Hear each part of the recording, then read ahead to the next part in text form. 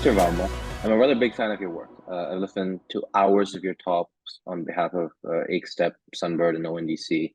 Your TED Talks are amazing, and I found your recent interview with Mr. Nandan Nilekani rather wonderful.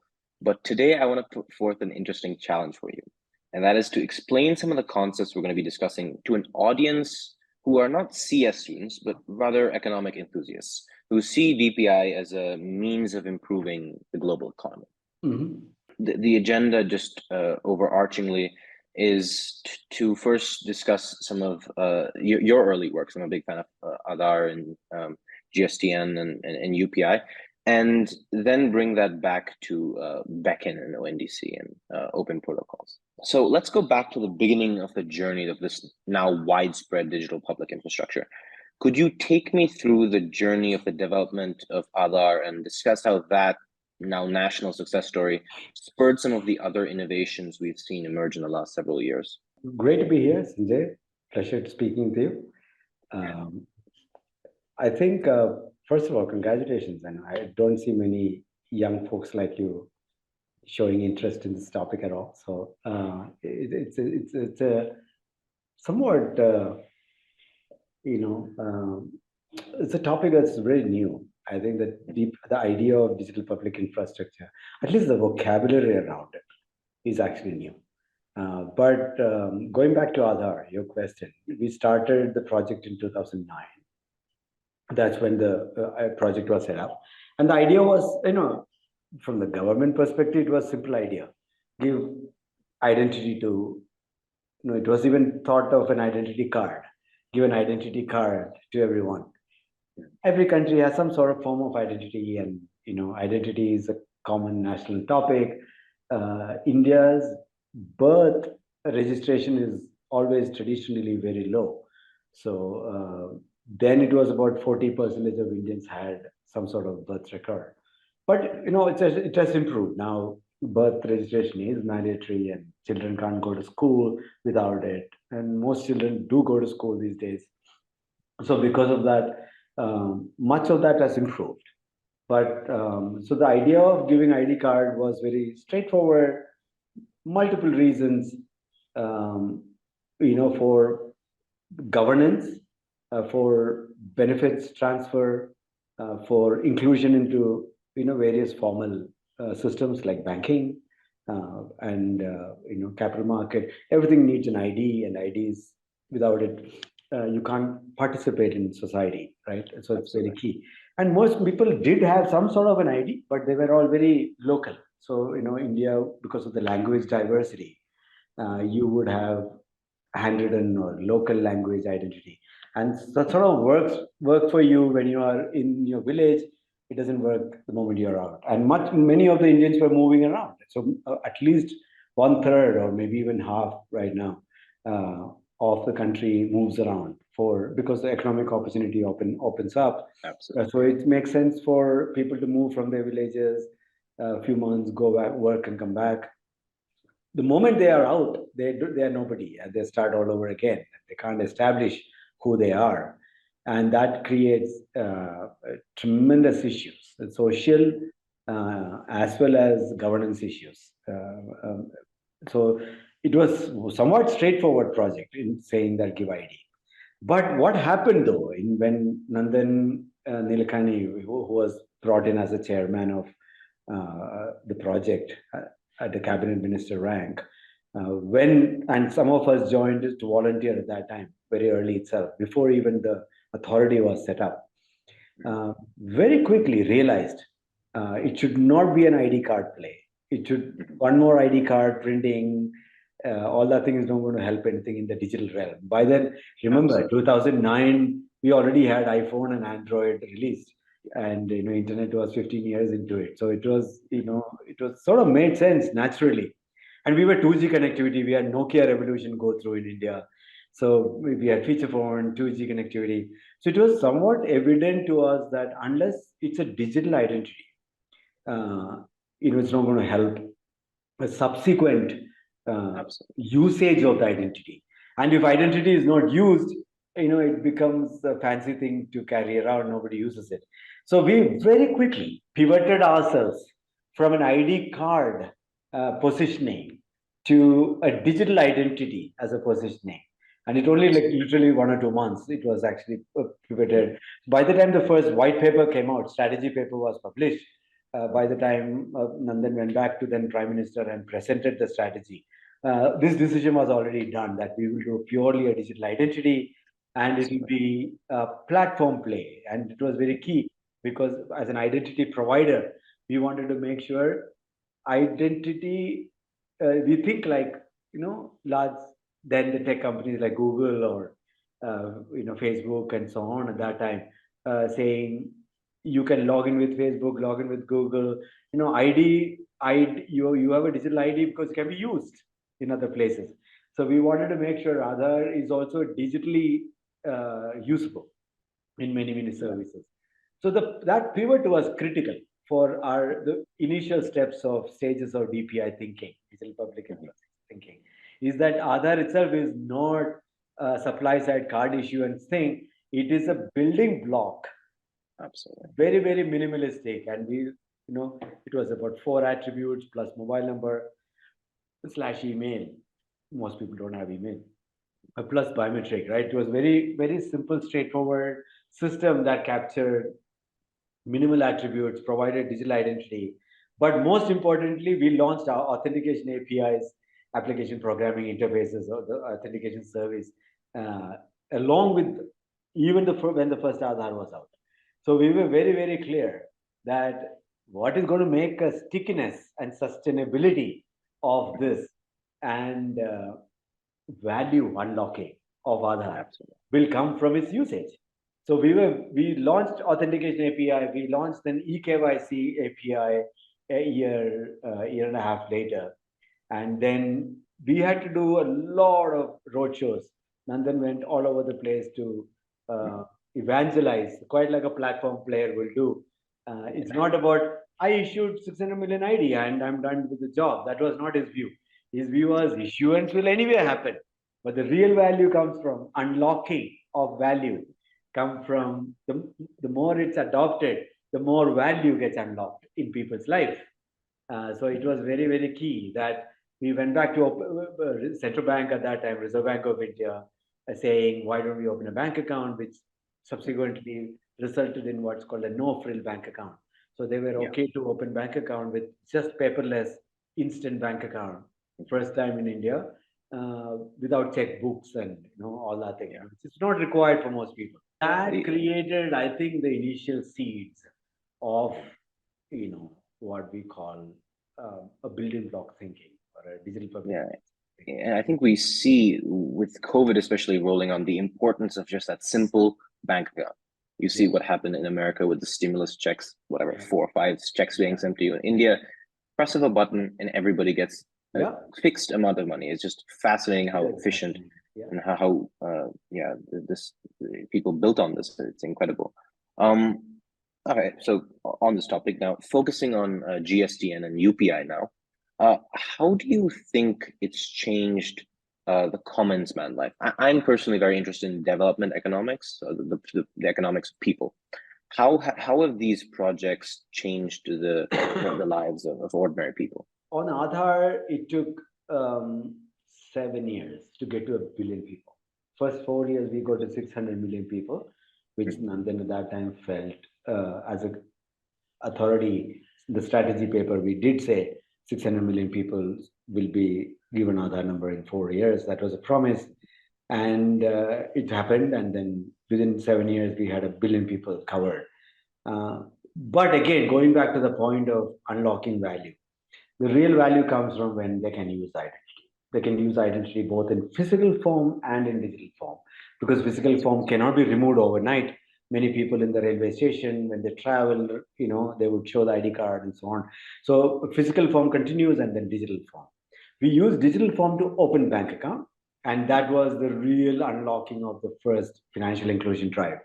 India went from less than 20% of bank account penetration to 80 plus, and actually it's now 90 plus penetration in a span of 9 years. It's the studies show that it would have taken 50 years for us. They predicted by 2050, right? It was 2060 we would have been still giving bank accounts. It was this is crazy, and we compressed that development cycle into a decade, less than a decade. So everybody has a digital ID, everybody has a bank account. That transitioned into what's called direct benefits transfer. So much of our social protection scheme, we are a, what do you call it, very, it's not purely capitalistic, right? We are not unlike America. We are very socialistic in nature. We are a sort of welfare state. We provide a lot of welfare programs, support to vulnerable section of the society, and giving them having no ID or bank account really didn't help this cause at all. It made no sense to give money, like as well as you can just flush it down, right? It doesn't make any. So I think the opening of the bank account was key to transform social benefits, social protection schemes. So much of our 1,300 schemes today are actually transitioned from old style scheme delivery, through checks or cash. Check was not common, so mostly through cash, to a direct instant money transfer to people. And today, in 860 or 870 million people in the country, nearly all of adults can instantly receive money. They're all there. So very powerful money infrastructure was set up, payment infrastructure was set up. UPI was part of that. UPI was a sort of the version 2 of that. First version was what's called an Aadhaar-based payment, which allowed disbursal of money to an identity number that in turn near real time hit the bank account, and also ability for you to withdraw and deposit using your fingerprint as your ID credential. So that also allowed banking to go to villages, although banks never went to villages. It's just economically not viable for banks to have branches, officers, AC offices. It makes no sense then. But India with India Post getting banking licenses and banking correspondence, today at the doorstep, people can withdraw money, deposit money, transfer money, check balance, and all that things. So use your core transactions. So that was the first step of financial inclusion, which brought subsequently UPI, which just went through the roof in terms of P2P, P2M, and M2P and B2B and all that thing. So last month we did 10 billion transactions. It's just crazy. It's just beginning. Still, we feel it's a long way to go. But in between, something else also happened, and brings back to your GST question. As we were building this financial inclusion, social protection, and then P2P and P2M, the complete merchant payments, we transitioned through all that thing. All that affected everyone on the road. And you live in India, and you do see this when you go to the road, street side, whether the banana vendor or coconut vendor or the temple, God will have a QR code. Beggars on the roadside have QR codes. India is just overloaded with QR code, right? In the sense, so easy for us to do it. So Indians use literally 3 types of apps. They are either YouTube or WhatsApp, or they use a payment app. So one of those, payment was the only app that got into that kind of stature that everybody's starting to do it. But while that gets done, we also were formalizing corporations and companies.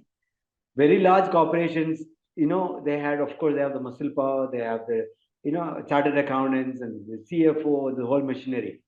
But India has at least 100 million plus micro enterprises.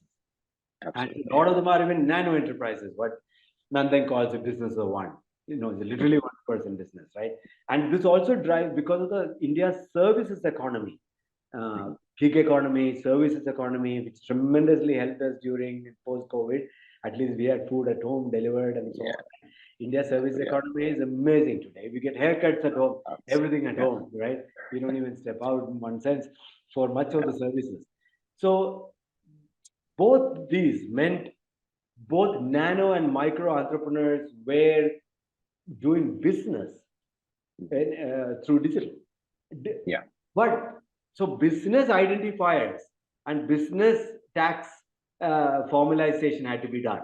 So first was decision that a PAN number or tax identification number will become the de facto company identification number. So like Aadhaar, we are doing PAN for the companies. Now, instantly you can get PAN. PAN issuance became very common. It went through the roof. the free movement of vehicles, free movement of people, free movement of goods and services is an integral part of a thriving economy. And it is very important that we make ease of doing business continue on that. So GST, our unified GST tax regime, although it was somewhat a shocking overnight change, created significant pain, or that transition after nearly 60 plus years of independence. We went through that. So it was a shocker, but nevertheless, it was an inevitable move. It was necessary. But now GST, so two things happened. GST system brought a uniform tax system across the country, and with fast tag added to that, meant goods and services could flow through the borders literally seamlessly, and taxation was all digital. And part of that, India's GST, unlike many other countries, because we were so new, we were in 2016, we also decided that India's GST will use digital invoices. That means entire invoicing in India went machine readable digital representation and overnight. So it's a secondary. Wow, okay. Second effect of that is that every one of the billions of invoices being generated in India are actually digital right now.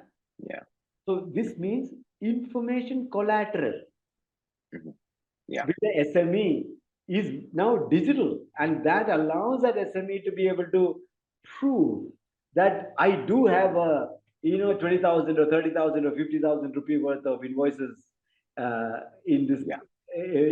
And I have a cash receivable of 30,000 pending, and now I can do, like your dad doing, the fintech businesses. Fintech business can do now invoice discounting. Now I can give you what do you call a bridge loan or a bridge cash to manage your cash, because your customers have not yet paid. So B2B, right? They don't pay immediately. So they pay 30 days later, 20 days later. So there is always towards the middle of the month, there's always a cash crunch that hits SMEs. But they know there is a receivable, literally, so people are starting to do now invoice discounting, cash flow based lending, many other things. That was a domino effect of the digitization of GST. So GST, now there's a third pattern that happened because of the Aadhaar, UPI, data payment, all the digitization. Much of the transaction were digitized. As part of FASTag and GST, much of the business data were digitized. What it really meant is that the digitization of the data also brought much of India was living in a informal economy. Complete what's called a parallel economy, right? All of us live in this top economy, digital, our paperwork is clean, we have all our ledger clean, we can show our transaction. And then bulk of India living who have no access to any of the formal products you and I have access to. And they have roadside money lenders, they have their own saving schemes, they have their own, nothing to do with the regulated industry. Like they can't put money in the mutual fund. So they go make up their own, sort of 10 people will come around and say, let's do some saving schemes and maybe something. But there is no regulation around it. So when it goes bust and somebody runs away with the money, they get cheated. There's a lot of fraud there. So what happened as part of the digitization was one of the biggest economic impact in India, what's called formalization of economy. India is rapidly formed. We went from sub 10% formalized, probably 8% formalized, into nearly half of the country being now formalized. Now it's growing even faster as agri is getting, because bulk of our India is agrarian economy, right? 40% of Indians are into agriculture. Now with agri stack, we are also digitizing the agri side. So what will happen is that this rapid formalization of businesses, micro, nano, and large businesses, rapid formalization of individuals, really powers the economic growth in the system. And finally, the system they are able to do. So none of these should be looked at it in isolation. I think the real magic, you start seeing the magic when you start seeing the combinatorial power of many of this and the domino effect thereof. Absolutely. Saying that completely unexpected domino effects that are happening. Incredible. Meanwhile, we had smartphone, 3G, 4G, cheapest data plans in the world, shameless, so cheap that it is crazy. So they're all serendipitous, they're all coming together to create that, $10 trillion economy, GDP push, right? For sure. Yeah. No, exactly. Yeah. And when you see that, it really starts to become beautiful. I think if other countries saw that, it'd be quick to adopt, to say the least. No, much of that I would even say is sometimes it's just being brave folks get rewarded most of the time. It's one of those things, country was brave, bold, made some bold moves, and serendipity, and entrepreneurial energy flowing in the country, all sort of working, coming together. I don't think anybody perfectly planned any of this well. Okay, I would. So I think many people would say, was all this planned? I doubt it, but I think it is coming along together very well. But what is the real learning is that when you use the digital public infrastructure thinking to create the underlying digitization, and then you create the right level playing ground for innovation to happen. Create the playground. Don't try to innovate yourself. Try to create playground. Magic do happen. I think we don't know what will be for another country. Maybe a different set of domino effects happen there. But nevertheless, these two are what's called a necessary condition for economic progress. Then they may not be sufficient enough. Yeah, for sure. Yeah, no, 100%. And one of the things I've heard you talk about is countries need to get that first break, like just that first success, and then everything comes. Yeah, just the first domino needs because to fall. this is what in India it's so easy to say, and we'll take you to the ONDC discussion. When we introduced ONDC, it's like UPI for commerce, and then everybody said, of course, let's do it because UPI was successful. I think success breeds success. People have belief that they can do, and we get bolder and bolder, and which is what we see it in Valley. If you look at the innovation culture, frankly, it's that boldness and readiness to fail as well, and boldness to attempt is what takes you forward. It's what India, you see the same trend falling in. Absolutely. So now coming to ONDC and beckn, how did beckn even originate? Yeah, it's an open question. Where did it come from? Excuse me. Yeah, so I'm a computer scientist, so I have deeper understanding of the computing architecture patterns. I'm old enough as well, so very rarely being old enough actually helps you. Trust me, okay? You are all going to have much better out of the box thinking and all that thing because you have no burden of knowledge. But but one thing that the age helped is that I could see patterns moving from 70s to 80s to 90s to 2000. The technology changes. Sometimes we tend to do the same thing, but right time, right place, it comes back again. The real thinking started when we did UPI. I don't know whether you remember, we don't talk much about it. We did my first attempt at protocol thinking, where all we do as a digital public infrastructure is to define an interoperable specification, a standard, like USB or HDMI or any of these interfaces as just specs. And the market creates all kinds of interesting products around, right? So that thinking that you can just do specs and market will create enough competitive products out there is being proven in the hardware space for sure, right? We have seen in the hardware, we saw it in the internet, we saw in HTTP and HTML really created a massive network effect in one sense. GSM, the fact that I can pick up a Android handheld device on an India's telecom network called Airtel and instantly call someone across to Verizon network, maybe on an iPhone device across the world, simply says open standards and specification can create a massive human scale, not a country scale, not a partial human scale networks. whether it's telephony network, whether internet, email networks, we've seen that. And then with UPI, with e-sign in between. E-sign was the first attempt at creating protocol, and the entire e-sign was implemented by market players. Although I still feel it's not yet, we still do a lot of paperwork. We should be really pushing for much more digital. But I think there's sometimes time for everything, and I'm patient enough to do that. Then UPI was where we proved, maybe a page and a half specification, a couple of pages specification, and creating a payment network play can create supercharged private innovation and bring multiple players on a shared network. So UPI brought merchants, fintechs, banks, other technology players in the middle, all brought together on a common and interoperable network where money could flow instantly, like email or a message, instant message. Yeah. So it's driven purely from a 2-page, 1.5-page, 2-page specification. So by then, Nandan and I, we were already discussing.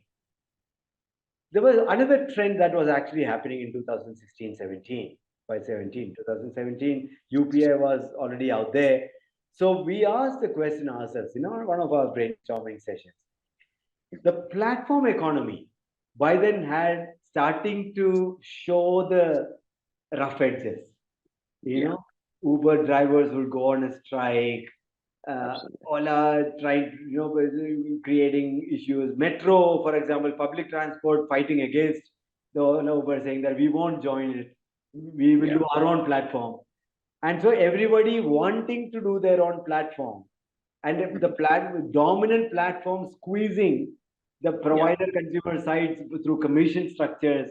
And we were seeing that in Play Store, and you can see European Union pushing Apple to open up their Play Store, saying that you can't be only, this is the same, they're arguing it's the same as Microsoft insisting on Internet Explorer on a Windows, which was unbundled later through legal action, legislative action. Now they're trying to take on an app store. So we were, Nandan and I were discussing, brainstorming, and discussing this idea that why does this every platform need to be isolated and silo, and everybody fighting that I'll create my own platform, and actually creating more fragmentation in the system, in the digital, rather than unification. So we did not want a centralized story. We did not want to centralize a big. So doing another government platform was not our answer. That makes no sense, because our government should do only minimum thing. They can't run an Uber. It makes no sense. Absolutely not.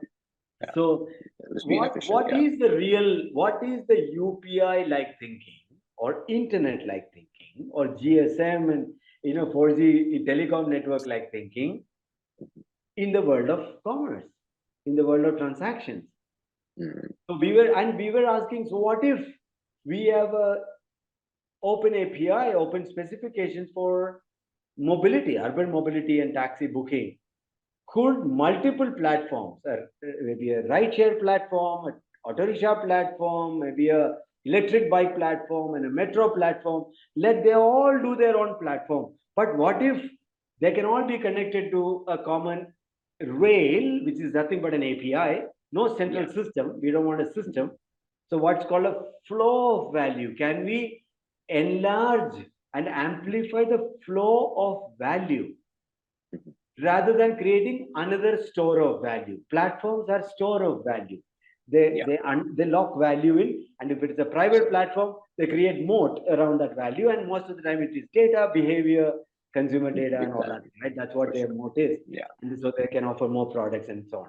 So we were thinking, what if there are two platforms, a metro, transport bus, urban bus, taxi, and electric bike? 4 different companies. 4, maybe one of them, or a couple of them are public corporations, a couple of them are private companies, doesn't matter. What if you and I can actually order integrated transport with common way to book, common way to discover, common way to book, and common way to fulfill, and common way to complete that transaction? Nobody had done it, and we were wondering, are we just smoking something peculiarly good, or is it something? But the good thing was that we were open source crowd, right? We were not. So we were thinking, this is what open source is about. This is what disruption is all about. Pretty much. It doesn't cost much to think, cost much to dream. And if there is a community that comes around this open source project, if we, worst case, 1 year later or 2 year later, we would say, yeah, the idea was theoretically correct, but there was no right Just incentive structures. There was no. It was not natural for anyone to bite it.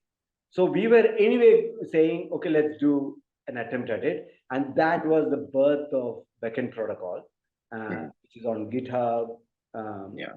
Few thousand people around the world, global community, entrepreneurs, many entrepreneurs. What was even more heartening to us that the community was pushing.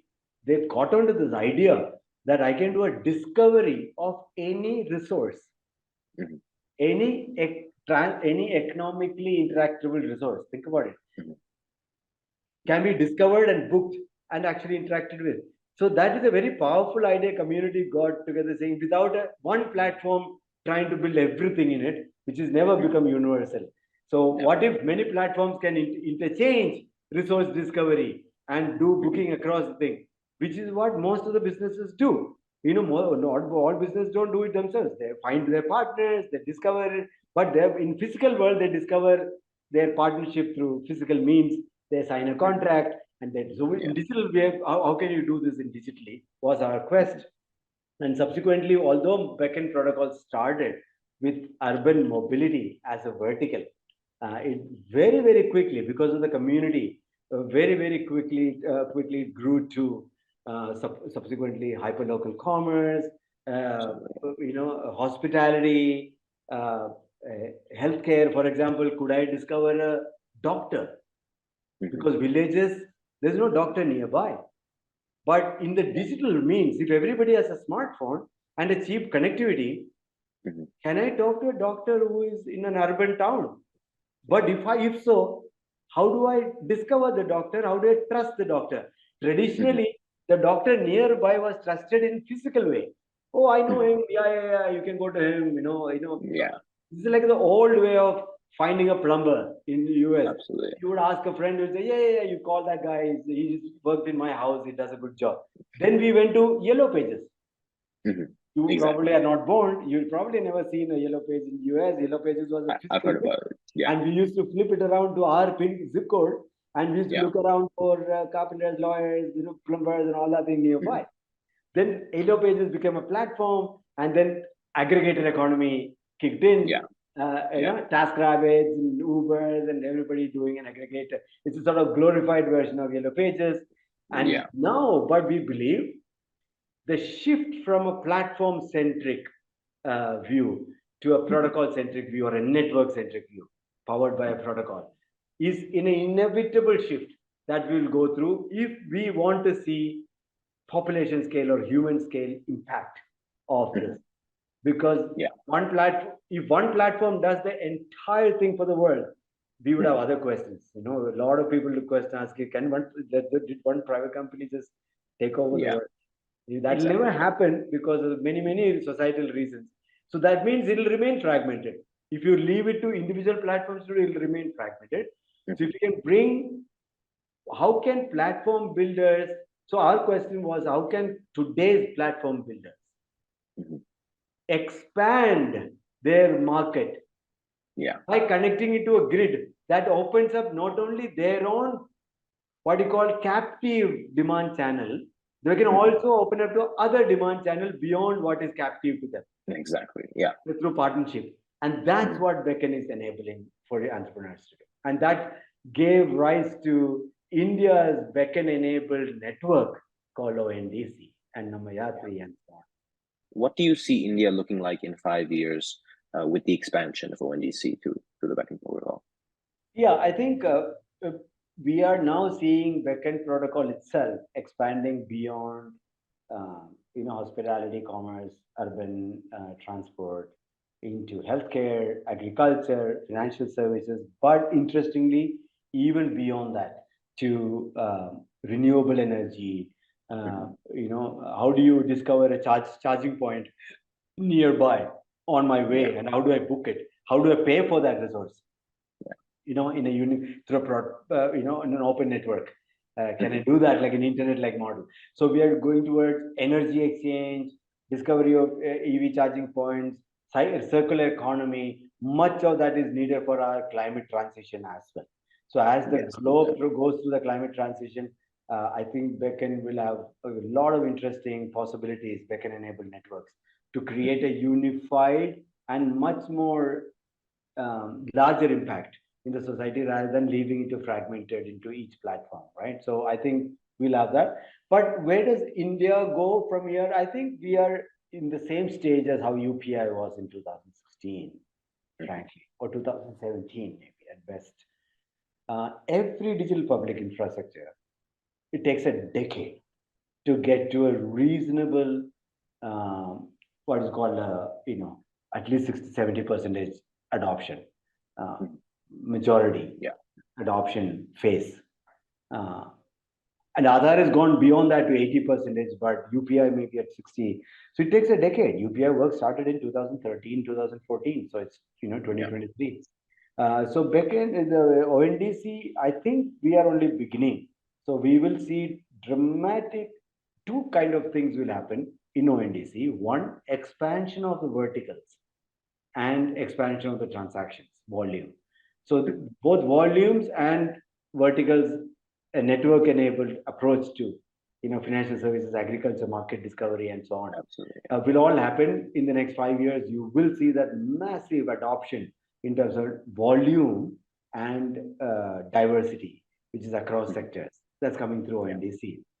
But this will also create from an economist perspective, what it means is that discovery of an economic opportunity or putting out a resource that you are ready to trade or ready to buy, sell, trade, lease, any resource will become suddenly possible for you.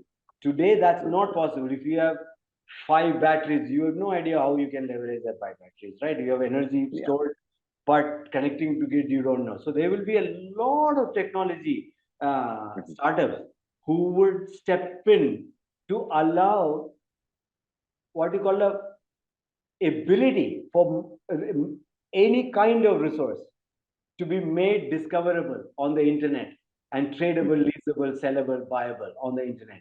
That opens up choice and opens up opportunity and choice for the bulk of India who is in a micro nano enterprise mode or a gig economy mode. I think it will be a very, very powerful transition India is going through. And if in this transaction layer takes through, so if you really look at so far, Aadhaar, DigiLocker, eSign, they're all what's called trust layers. They create identity. You can prove your identity. You can account aggregator. You can prove your data. You can prove your credentials through DigiLocker. You can sign a paper and reduce the cost of paperwork through eSign. But we never answered, why do I need trust? Why do I need data? To do what? Every day, people don't wake up and say, today I'm going to download my data from some bank. Why? Right? Access to data is for a purpose. The purpose is my ability to transact and interact with the rest of the society and business, both business purposes and other non-business purposes. So interactions and transactions going digital is the last step. So we do 3 things: who you are, what you have, and what you do with it. And now with ONDC, we are unblocking what you do. Okay, that's very, very key. And that opens up a dramatic possibility of low cost, high volume transactions, and thus creating a virtuous cycle. Virtuous cycle in terms of make my digital, now that I'm transacting more, my digital footprints are back to me. I own my digital goods. That allows me to access capital, like lending better and grow my business. Maybe recruit one more person. If every business in India recruits one more person, we have millions of jobs opening up immediately. Yeah. Maybe even probably 25, 50, 60, 100 million jobs instantly opening up. So it's a very, very powerful opportunity to make sure we push enter people and companies, especially small companies, into this virtuous cycle. I think that's a real key for us. And if they're on that treadmill, then they naturally will keep improving because people are aspirational. They want to grow their thing. You just have to, get that impetus going. ID, DigiLocker, all that thing was the initial setup for it. Y-ONDC is the last one. No, that makes perfect sense. When you put it in terms of the grand structure of this whole thing, you really see how DPI is just evolving so quickly. So one of the things Mr. Nalakani and you were discussing in your recent interview was the idea of being eternal students and constantly upskilling. For someone in my generation to start imagining with beckn, what are the practical steps that need to be taken? Yeah, so I think one, if you're a non-technologist, first is to understand the idea of beckn.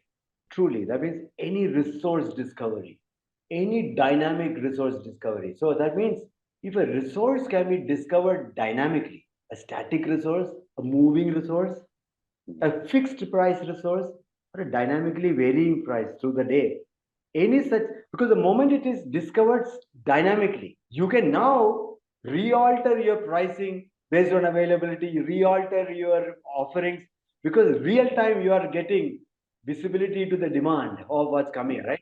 So any such resource, if you understand the beckn foundation, that any such resource is discoverable on a network, allows you to now, if you get that gist of beckn as a business person, you will be able to now imagine, look around and say, where are the most fragmentation happening today? And hence least economic value being unlocked. And fragmentation is almost always based on trust issue, discovery issue, right? That's what results in either I can't discover it, or it's a trust issue or a cost issue. Only three real things, okay? Either it's too costly, so not useful to do it. Like recycling, sometimes it's too costly, so it just doesn't happen. Yeah. So between these three words, discovery, trust, and cost. Look for any fragmented environment and ask the cost question, discovery question, and trust question, and you see whether you can dramatically reduce cost through digital, increase trust through digital attestation, digital credential, digital verifiable data, all that thing, and create discovery through beckn. If you can do these three, any such fragmentation can be, I don't know the defragmentation is the right word, but can be unified and amplified and actually remove the need to be fragmented, right? Absolutely. So I think whether it's in, climate resilience, recycled environment, depending on what your passion is, or healthcare, we would ask the same thing. Why is it concentrated in urban, no doctors anywhere else? But today much can be done digital. So you can ask the question where any environment that is fragmented with low access and low high performance equilibrium, if you watch it, you can ask these three questions. Is it a cost issue, trust issue, discovery, or a combination thereof? Then you ask the next question. How can I reduce cost, trust issues, and trust deficit and allow open discovery into it? If that happens, beckn allows you to play the game correctly. But you also, of course, the next action you need to take is you need some technology folks in your team to prototype it, participate. But there's a vibrant community. You should join the community, beckn protocol, Discord, and GitHub, and community. There's a lot of people who are working. Pair up. Always pair up. A pairing up is actually a very useful means to try. And attempt at trying something. Because very high chance you'll also fail. But that's part of attempting, because absolutely, either you can say sometimes some environment, some problem statements are not yet ready to be tackled, even though it is fragmented, high cost, low trust currently, and we believe oh, if we can reduce the cost and trust, maybe we can solve. Society may not be ready, behaviors may not be ready. So you have to watch out for some of that to say, is it timing? But that is a part of entrepreneurial, anything you do. Sometimes you're too late, sometimes you're too early, sometimes you're right time, right place. So, you have to attempt it. But I think it's a good way to look at it and join the community, pair up and try is what I mind for youngsters. Absolutely. Yeah, that makes a lot of sense. Yeah. And for youngsters like you, have nothing to lose. Nothing to lose, frankly speaking. Yeah. What's the worst possible and scenario? Many of you are probably listening are quite privileged in that sense that 2 years or 3 years of attempt actually doesn't affect your life. Later in your life, you have other issues, right? You have commitments, you might have children, then then you have a mortgage to pay or a home loan to pay. Then your constraints increase. So youngsters find both your open-mindedness and less constraint boon in one sense to try some of this. So you're obviously a massive success and an inspiration to many. What are some life lessons you feel people would benefit from knowing? I'm just a computer scientist who just happen to be, in many of these projects happen to be the right place. But few things I have practiced, I can tell you. I'm not sure it's even a life lesson for anybody else. But I have practiced two or three things that has really, really helped. One, eternal optimism. I'm an eternal optimist. I don't surround myself with negative people or constantly brooding and complaining. I don't do it myself. That optimism is a tremendous power, even personally. When you wake up, like depressed and upset, and you don't have time for it. Life is very short, and you never know when you're going to conquer. Okay, so one of these days, just stay very positive. So staying positive it's a practice. I can tell you it's a practice, by the way. I was not that optimistic when I was a young teenager. I would have had lot of. I think it was a practiced thing, a lot more. And the more you practice, naturally it becomes. And I think it is worth practicing. So you're not born with, you can actually practice it. Second one is surround yourself with better people than you. Much of the people around me are actually much smarter and much accomplished people than me. And it has never created an inferiority complex in me, because it's like, if you want to really play chess or if you want to really play tennis, you better off playing with better people. I mean, everybody knows this. No use keep on beating a worse player than you and somehow feel great, exactly. You're not improving. So I think one thing I've done with is that be very, very positive and be with positive people. Second, surround yourself with smarter people than you. And it is not natural to you, because you almost feel, because you're like a student, you have to be first in the class and you're topper in the class. And that means you're the smartest in the group. But I'm saying exactly opposite to you, right? They're saying, no. It's the other way around. You want to be among the top cohort, like a marathon race, the first batch which is running. But life is a marathon race, and you want to be able to have the sustained energy. So being positive, surrounding with good people actually is a tremendous learning, and you're constantly learning and constantly when you brainstorm, because you have very smart people around you, or smarter people around you. So they're questioning you, they're asking the right questions to you, and that's very, very key. Second part of that, and third part of it is that I think shamelessly attempting and being bold. I think that's one thing that's really helped me as well. I was not afraid of anything. I was into adventure sports and I was into everything. I would do things that are, people would say, risky. And generally, and I was okay with doing it. I think maybe because of I'm positive or optimism. I'm not sure whether these are rubbing off each other. But because I think risk takers also get rewards. I think, if you are surrounding with the right people who are supporting you truly, and if you're positive, it's okay to take risk. And you very high chance you will land up in rewards. Okay. Yeah. If you're a negative person surrounded by bad people, maybe risk taking is a bad idea. But because nobody is giving you honest feedback, nobody is giving you good feedback, right? So I think maybe these three go together. I don't know, but these three have really helped. I think staying saner in my life.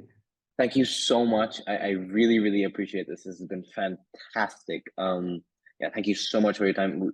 really, I know you're a very busy man. This is a lot. Thank you so Not at much. all. Thank you for taking time. Thank you for spending. I am inspired when young people ask me to chat with them. I never lose an opportunity because I think the energy, abundance of that energy, young energy, is inspiring to a lot of us as well. So stay positive, stay with the energy, and keep doing what you do. Okay? Thank you so much.